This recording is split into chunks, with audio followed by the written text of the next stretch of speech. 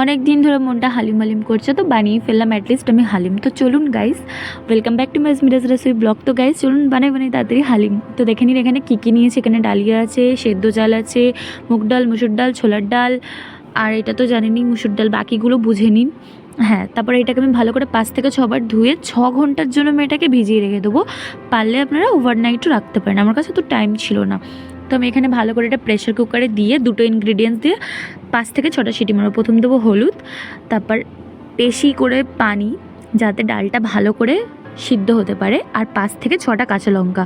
6টা কাঁচা লঙ্কা দিয়ে এখানে আমি এটাকে ভালো করে সিটি মারতে বসিয়ে দিয়েছি। আর এখানে দেখে নিন গোশের কী অবস্থা, কারণ জানেন কলকাতা স্টাইলের হালিম ছোটো গোশ তো হবেই।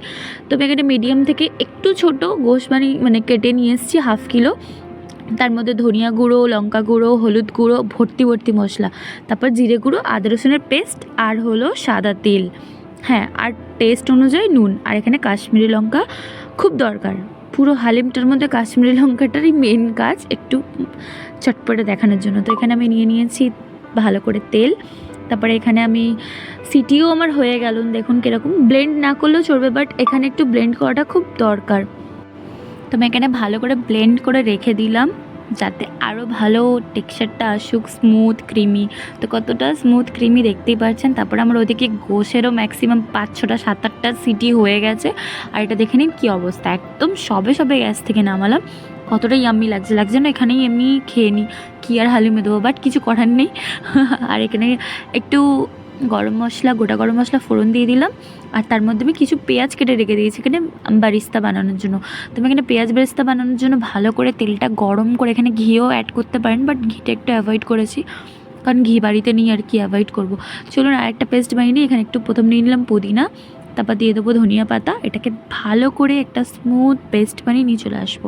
চলুন বানিয়ে নিই, হয়ে গেল আমার পেস্ট। তো চলুন, তারপরে আমার পেঁয়াজের কী অবস্থা দেখি, এখানে বারিস্তা হয়ে গেছে। আমি এবার তুলে নেবো, গরম মশলাগুলো রিটার্ন হাঁড়িতে দিয়ে দেবো, বাকিগুলো রেখে দেবো। তার মধ্যে আমি দিয়ে দিলাম ঠান্ডা পানি, ঠান্ডা হোক গরম হোক, আমি নর্মাল পানি দিয়েছি রুম টেম্পারেচারে। তারপরে যেই ধনিয়া পাতা পুদিনা পাতার মিক্সটা ছিল ওটা দিয়ে দিলাম। ভালো করে এখানে একটা বয়েল আসা অবধি অপেক্ষা করব। আর আমাদের বয়েল অলমোস্ট চলে এসছে। তারপরে এখানে আমরা দেখে নেবো কীরকম হয়ে গেছে। এর মধ্যে ডালটা আমরা অ্যাড করে দেবো। হ্যাঁ, এটা ওই ডালটা যেটা আমরা ভালো করে ব্লেন্ড করে স্মুথ করে রেখে দিয়েছিলাম, এটাই।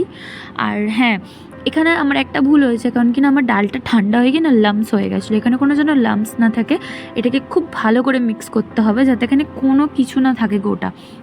তো আমি এখানে ভালো করে মিক্স করে নিচ্ছি, আর থাকবেও না দেখবেন লাস্ট অবধি। আর তারপর যে আমরা গোশটা ভালো করে কষিয়ে রেখে দিয়েছিলাম, ওই গোশটা আমরা এর মধ্যে ডালের মধ্যে দিয়ে দিলাম। ব্যাস, আর কি, আর দু একটাই কাজ, আর কিছু না, কোনো মশলা দিতে হবে না, হালিম মশলাটাই দিতে হবে। আর ভালো করে পেঁয়াজের আমি 2 ভাগ করব।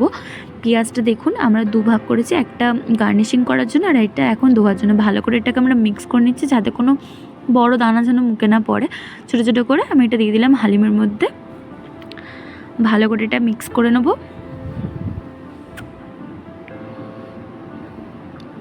আর এটা হলো, এই হালিম মশলাটা আপনি রেডিমেড যে কোনো দোকান থেকে বা অনলাইন সব জায়গাতেই অ্যাভেলেবেল পেয়ে যাবেন।